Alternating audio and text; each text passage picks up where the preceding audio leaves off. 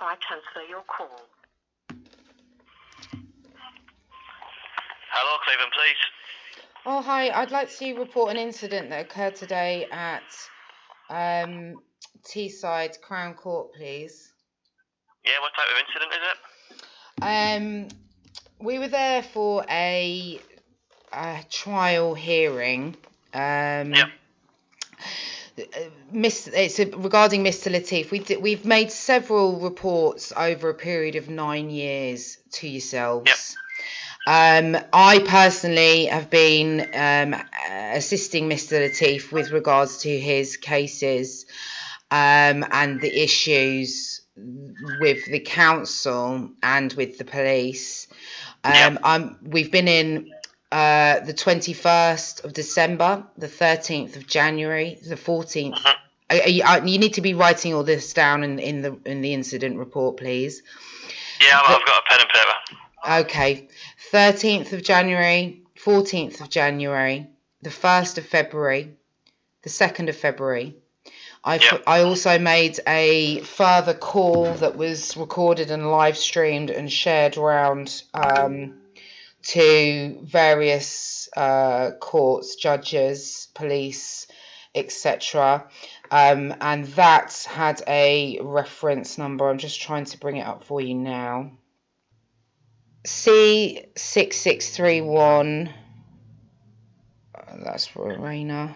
Hold, bear with me a second. C6631. Right, sorry, I've got here we go. CVP. Yep. 23. Yep. 015745. Yep. That was one of the reference numbers. The officers. Oh, here's another reference number. Yep. CVP. Yep. 22. 22. Yep. 22. 88. Yep. 56. Now, these matters are very, very serious indeed. Yep. Mr. Latif has been trying to report very serious crimes and very serious criminals to you for a period of 9 years. Okay? This evidence has been brought into you in person on the 13th and 14th. We've had discussions with PC Kieran Chandler. Yeah. And Kellum Chater. Is that a Helen? No, Kellum, Kellam. Chater, Chaytor.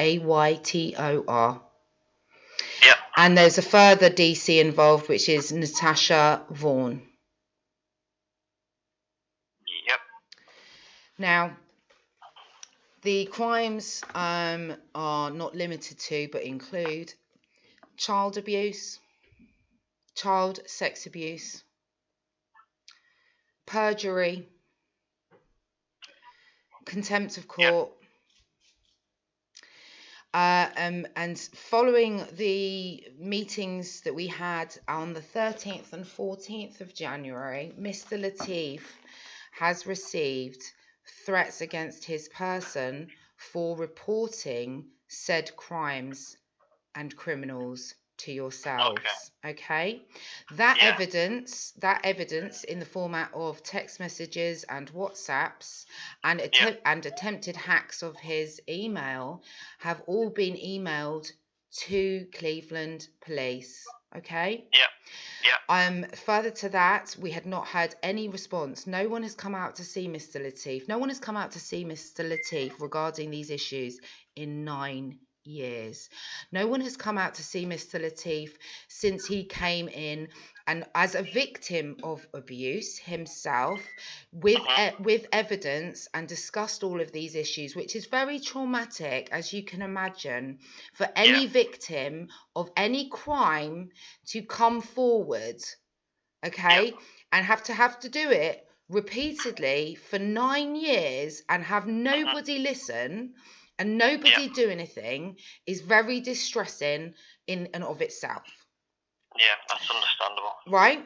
So now we have a situation, right? So today, so in addition to the further report that I made on the phone, again, given an incident number, nobody came out to see Mr. Latif, and that was following his windows being smashed in on his car. Right. So now we've had court today, because the court case will expose very serious people and very serious crimes, which is what certain individuals in certain places do not want to happen. Okay? Right. Yeah. So we were in the court building today. Now, if you've ever been into that court, you will understand that it is like a military airport style check-in. So they make you take your shoes off, they make you take your belts off, they make you take your jewelry off. Yeah, they make you take everything off, okay? And they go through every bit of your bag. So we went in, they checked they checked us all. They checked Mr. Latif. He's opened up every zip on his bag, everything. There was nothing in his bag, okay? Other than his laptop and his briefing documents, okay? Yeah. So we went through to court till lunchtime, okay? And we broke for lunch at approximately 12:20. Yeah. Okay? At this point, we were going out to go and eat at the cafe across the road. Okay. So half of us went off, and then Mr. Latif and a couple of others that were the stragglers came and joined us. Okay. Right. What they did was they left, rather than have to go through all the rigmarole, going in and out with all of the stuff, they left their bags with security. Yeah. Okay. Yeah. They left their bags with security, went to lunch. We all came back in. We went upstairs. Again, Mr. Latif was one of the last to enter the building. He went to collect his bag, and he noticed that the zip, which is always closed, was half open. Okay. He then, and then as soon as he noticed that, he was like, somebody has touched my bag. Right. So he then opened the zip, and inside the bag was a cutthroat blade. Cutthroat blade, all right. Okay. This was obviously immediately reported to the court staff. Yeah. So we've reported that to the court staff. Mr. Latif has obviously come upstairs. He's feeling very, very threatened and very shaken by having found a proper cutthroat blade in his bag that has been put into his bag when he has been out of the building. We told the security staff. Obviously, they said we weren't allowed to watch their CCTV. Okay. Right. They said that they didn't believe from their memory that they saw anything. And we obviously had to go in to start the court case. We informed the court clerk so that we could get this on record. Then the court clerk informed the judge. Now, when he came in, the judge did not put it on the record for the court transcripts, although we were all party to witnessing it being reported there. Okay. When we came out at the end of the day, we went back down to the reception, at which point security now had said that they have bagged up the item. And that they had watched the CCTV, because obviously there's cameras in the reception there. There's lots of cameras. So they'd watched the CCTV, and they said that the only person that had been near where they had stored the bags, they believed was one individual who collected a bag and then left. So they were not part of our group, and we have no idea who they are. You don't know who it is, all right. And obviously we haven't seen the CCTV footage anyway. But we're reporting... It wasn't their stuff, it wasn't someone you knew. No, It was unknown. Exactly, right?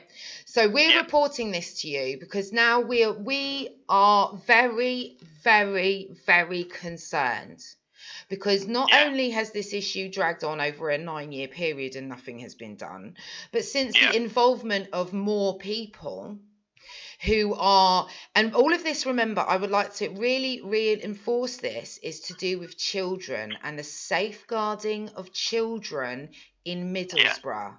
And that's not one child, that's all children in Middlesbrough. Because this issue is a massive issue, and it is an issue. If you want to liken it to something, then liken it to a Rotherham or Rochdale, like where the paedophiles are different, but the crimes and the cover-up is the same. Right. Okay. So the essence of what I'm telling you is that Mr. Latif, his life has been repeatedly threatened. Threatened. He is being repeatedly attacked, and all he is trying to do is protect children. And people who are in certain places, in certain organisations, do not want the truth to come out. And he is being attacked. And now, I'm sorry, but Cleveland police, their one and only job is to investigate. You know what I mean? Your job is to protect. So would you like to submit a complaint against Cleveland Police then? I'll do that for you. First of all, I'd like a reference number for reporting that Mr. Latif's life has been threatened again today, by way of a cutthroat. It's something. It's not like a small item. That is a serious. That is. Well, how would you take that if someone put that in your bag? No, definitely. We'll cover the blade today, and then we'll go ahead. Are you wishing to make a complaint? Yeah, I want to make another complaint. If you imagine, you're a victim of crime. If you're a victim of crime yourself, you're abuse. Yeah. And a man, and then your family is then abused, and then your children are abused, and you have the strength, you find the strength from somewhere to fight for 9 years.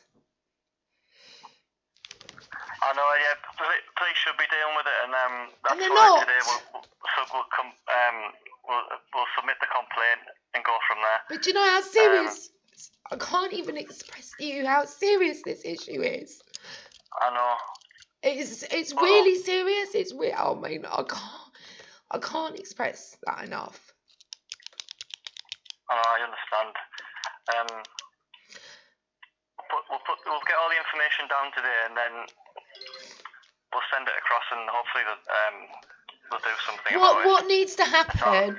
You know what I mean? How far are Cleveland police going to let it go before they do something? Are they going to let someone kill Mr. Latif? Is that going to be the line, or is it a few more blades and a few more bags, or is it his front window being smashed in, or is it something happening to his children? I know all these decisions are made above my head. I appreciate that. I know. Look, I know you to take the information down. I know it's not. Look, listen. I'm not. I mean, it's not your personal fault, but come on, this behaviour is just not acceptable. It is not. No. It isn't, and I know it's not your personal fault, but all of these people have been involved for a very long time and haven't done anything. And by not doing anything, not only are they putting Mr. Latif and his family at serious excuse my potty mouth, risk, but they're also endangering children's lives by not stopping it. And it's criminally negligent is what it is. I'm just going to speak to the supervisor. I'll be back in 1 minute. Hello. Hiya. I just spoke to my supervisor. We're going to deal with it in two parts.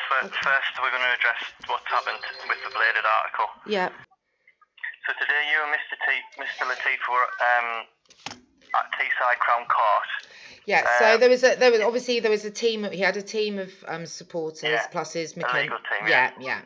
So we were at court with regards to this issue with the council and social services, because essentially social services have been involved in his life and they, his children were abused as a result of their involvement, and also as a result of fabricated evidence that can be demonstrated by social workers, and that evidence was presented to the police.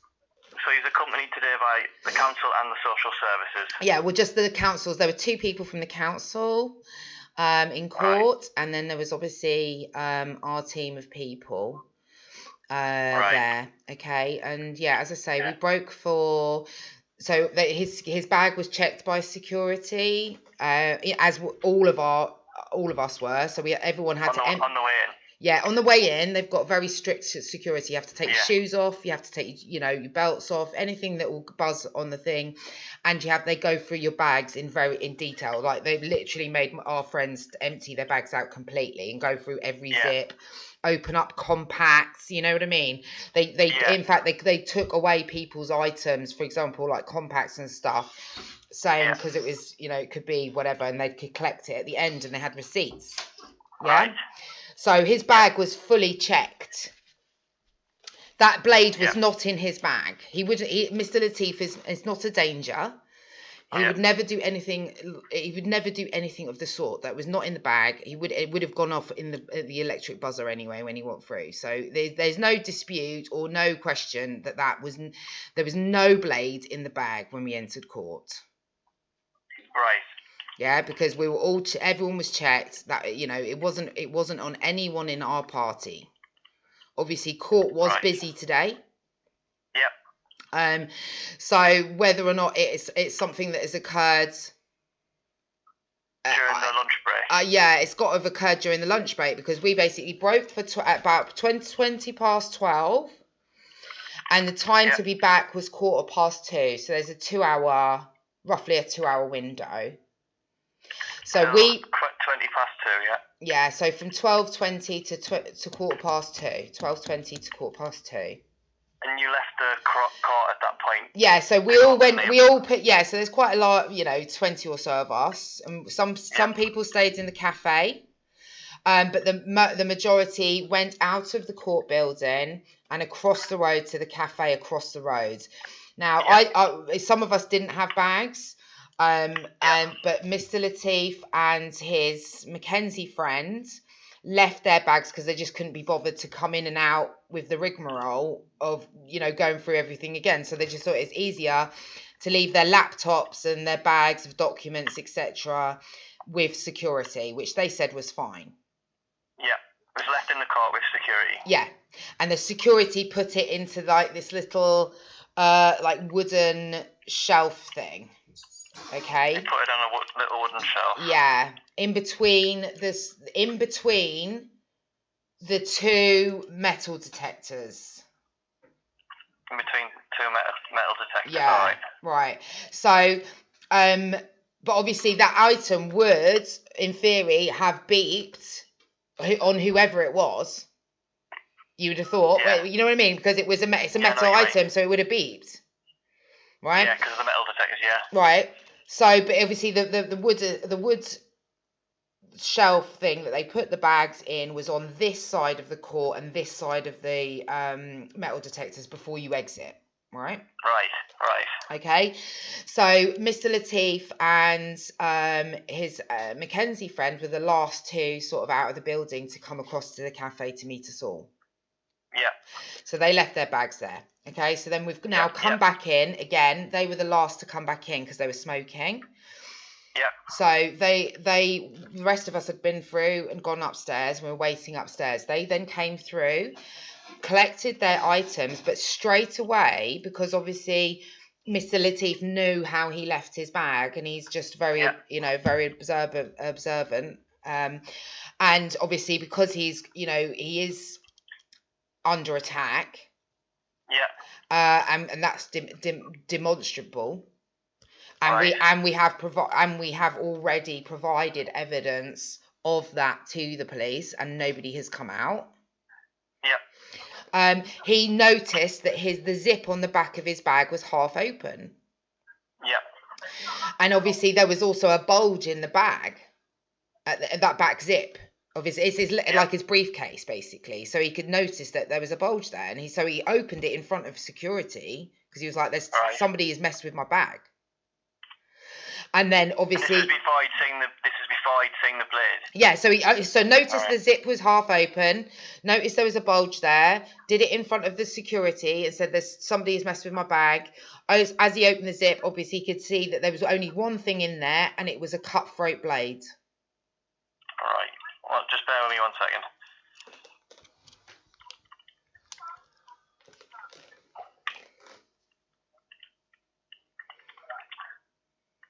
And that was the only thing at that point. That was the only thing in the bag.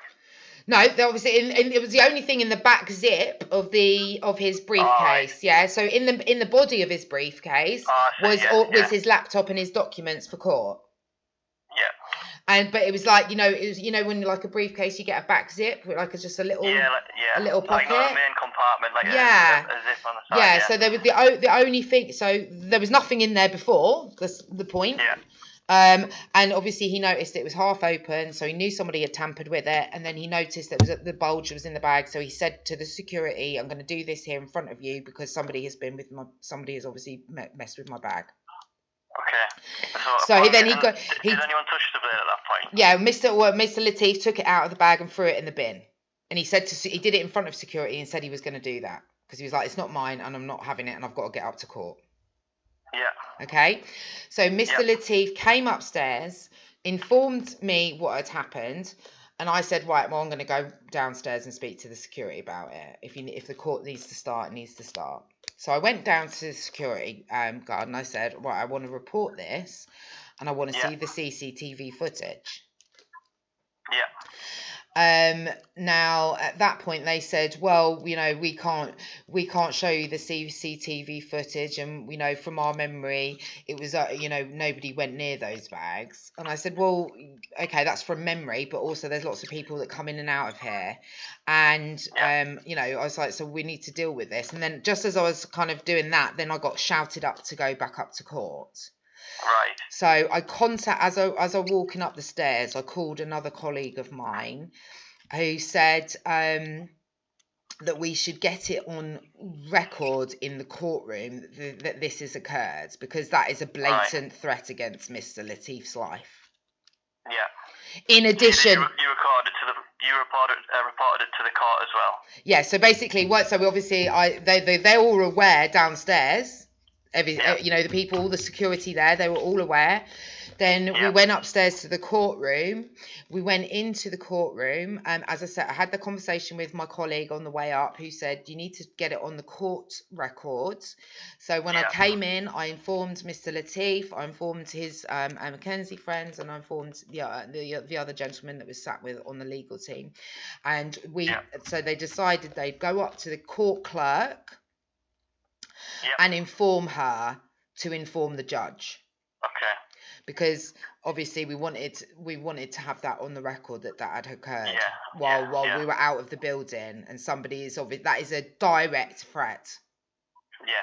As is, by the way, the other messages and things that we have already provided Cleveland Police, and they have not come out to see Mr. Latif.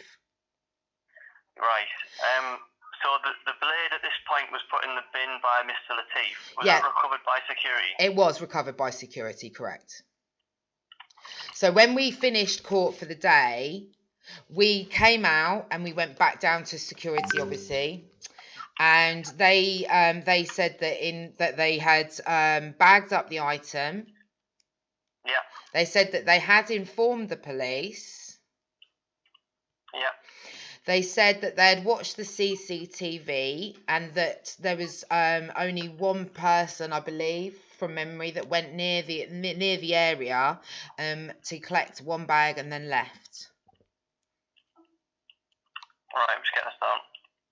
That's that. I mean, that's what one of the other during that time frame of 12:20 to 14:20. That's correct.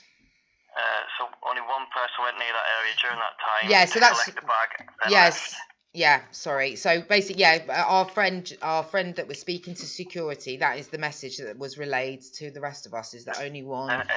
one And this person. person was not known to security or to any of you or Mr. Latif's. Well, we team. didn't. They wouldn't show us the CCTV. Oh, I see. They So you wouldn't. don't know that. Yeah, no, but it can't have Yeah. been one of our team because obviously we were aware of everyone that had came, and they were all in the court. Right, I see. See what I mean? Yeah, it wasn't security, and it wasn't part of your group. Yes, correct. But you understand, like, it's more than just a threat against life. That could have gone and completely. That could have gone somewhere completely different if Ranji had not have seen it.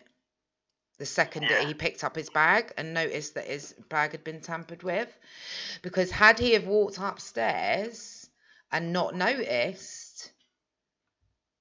Yeah, they might have thought it belonged to him and that he brought it in the court. Yeah. You see where I'm going? Yeah. You see what that? It's Definitely. it's absolutely heinous, and it's just another thing in a very, very long list over 9 years that has been done to this man, and I just there are no words at this point. Like, I just cannot fathom why Cleveland police aren't doing anything. And I'm going to be honest with you, it feels very much like they're involved, because you're not even following your own police procedure. You're not following the APP, you're not following the CIPA, and you're not following the home account rules for recording crime. So those three things are on your own website on the College of Policing, right? So those are three things that you are legally required to follow. Now, you haven't it's not that these are things that you need to write down, because I'm just sending this job off about the bladed article, and we're going to move on to the complaint. Okay, thank you. So the complaint against police is going back 9 years. That's correct. Basically to inaction against things that have been reported to us. That's correct, which is actually against legislation. If you look on your well, first of all, you have a duty of care. You also have a statutory duty of care. You also have a statutory duty of candour, which is to tell the truth. Right. You also have to abide by the APP, which is the authorised police practice. You also have to abide by the CIPA, and you also have to abide by the home accounting rules for recording. So for the past 9 years, Mr. Latif has been reporting incidents. Correct. Like such as threats against his own life. First of all, he's been reporting child abuse. He's been reporting child sex abuse. He has been. That's not just within his own, not himself, but also things that have happened to his children whilst in supposed care of social services. Yep. And things that have happened to him as well. Yeah, things that have happened to him in his past. The individuals involved in that. Things that have happened to his children via social services involvement. And by social services involvement, I mean they've fabricated evidence, and we can prove that. And we've provided the police with that fabricated evidence. And And you're saying the police are not going out to these incidents, or they're going out and they're not dealing with it adequately? Right, so obviously this is over a long period of time that this is. He's also gone through every complaint procedure as well. Right. And still nothing gets done. And ultimately, there are people in high places that are going to be named in proceedings. Yeah. And it's opening a very big, dark can of worms. And it's very scary for victims to come forward. Very, very scary indeed. And this is exactly what happens to them when they do. Yeah, they get threatened. They get threatened, they get harassed, they get intimidated, they get attacked to silence them in any way, shape or form, because the scale of the problem is beyond most people's comprehension, and you wouldn't understand because obviously you're doing your job excellently, by the way, which is to take calls. Yeah, you're not an investigating officer, you know, and this is a higher up the chain issue. Yeah, I'll just pass it on to them. I know, that's what I mean. So you're doing your job excellently, but unfortunately, the further up it gets past, when people understand the scale of it and who's involved in it and where it goes, people get very, very afraid, because even the police, because guess what? Well, what's happening to Mr. Latif is going to happen to whoever tries to do anything within the police force. You see what I'm saying? Yeah, right. So it's about protecting people who are coming forward with information. That's correct, right? This is correct, because this is intimidation. These are real threats. The person, he's had messages from somebody who's just been released from prison for murder, threatening him. And I've sent those messages to the police, and the police have not followed up. They have not followed up with a call. They have not followed up with a visit. They haven't followed up at all. And that is gross negligence. Yeah, there's a code of practice when it comes to victims of crime, and no one is following these. You are not following the law, and you are the people that we're supposed to trust to not only follow the law but enforce the law. And neither of those. I'm going to be honest. It's just not happening. It's not happening. So victims, and this is nationwide, because Mr. Latif, why is he a target? Well, here's why. Because he's created a platform for victims, and victims of similar crimes, i.e., sexual abuse, child abuse, via social services, in conjunction with councils and police, are coming forward to him with information. Okay? Right. And this is how far it goes. And it's nationwide, and we're talking thousands of people. And as I said to you, if you understand the scale of Rotherham Rochdale scenarios, then what you really need to understand now is that goes on in every single town and city in the entire country. And it's happening right now, and nobody is dealing with it. Or they're hiding it, or they're covering it up, and that's what Mr. Latif is uncovering, in conjunction with many other people, by the way. And this is what they get. This is what the people who are trying to protect children, like Mr. Latif, and all the other people that are coming forward, all the victims that are coming forward. Why are they coming forward? Well, they're coming forward because they want to protect children. They want to protect all of the children everywhere. So Mr. Latif has information regarding wide-scale child abuse. Correct. And the police are not listening to him. Correct. I get that though. Right, and all is that within Cleveland, or is that countrywide? He's had people come, and not just he's had people nationwide in this country, but also people from other countries.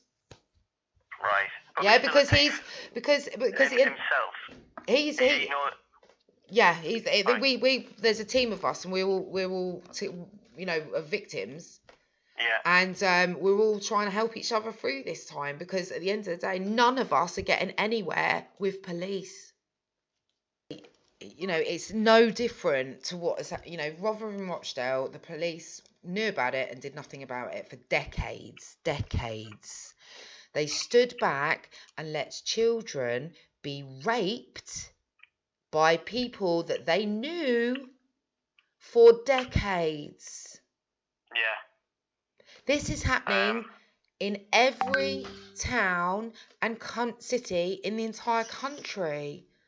Why are the people that we pay to protect and serve us, why are they not protecting and serving us? Why? Why aren't they protecting? Children. Hopefully, by submitting this complaint, it'll go to people and they'll realise. It's so serious. It's so serious.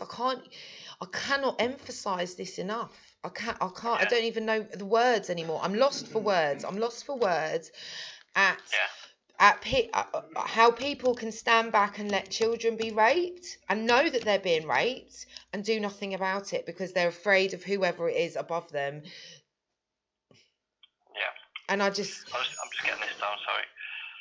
It's got to stop. It has to stop, because not only that, there's wide-scale trafficking going on under everyone's bloody noses as well. Okay, I'm just going to read a summary of what I've got from terms of the complaint. Yeah. So basically complaining about the inaction of Cleveland Police going back 9 years regarding, I don't know how to pronounce his first name, Mr. Latif. Yep. He's been reporting things such as child abuse, child sex abuse, things that have happened to both him and his children in the past.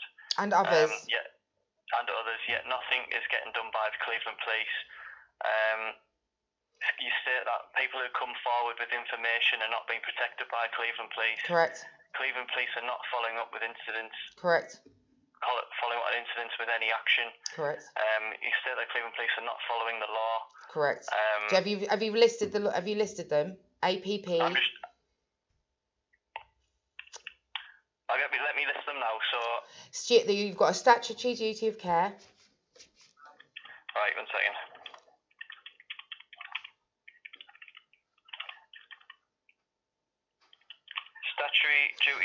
Statutory duty of care, a statutory duty of candour. Yeah.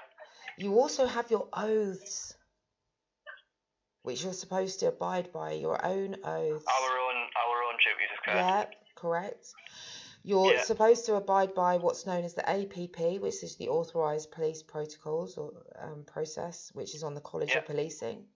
You're also supposed to abide by the CIPA, which is a piece of legislation with regards to investigation. You're also supposed to abide by the Home Office Home Office rules for crime reporting. Yeah. If you report a crime and nobody does anything about it for 9 years, that is gross negligence. That's criminal. It's not just negligent. It's not gross negligence. It is obscene. Yeah. And particularly when it's got to the point where you're going into a court building of all places.